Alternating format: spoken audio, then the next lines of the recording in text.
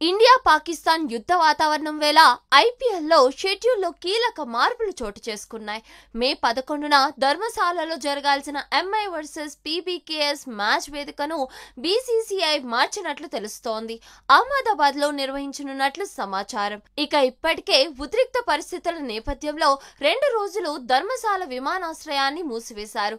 Mumbai team ధర్మశాలకు చేరుకోవడంపై అనుమానాలు వ్యక్తమవుతున్నాయి.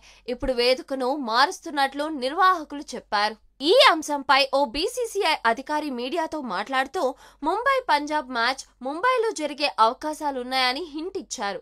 మరోవైపు బీసీసీఐ కేంద్ర రాష్ట్ర ప్రభుత్వాల నుంచి ఆదేశాలు రాలేదని, మ్యాచ్ కోసం అన్ని ఏర్పాట్లు చేశామని హిమాచల్ ప్రదేశ్ క్రికెట్ సంఘం చెబుతోంది. అధికారికంగా చెప్పనంత వరకు షెడ్యూల్ ప్రకారం ముందుకు వెళ్తామని స్పష్టం చేసింది.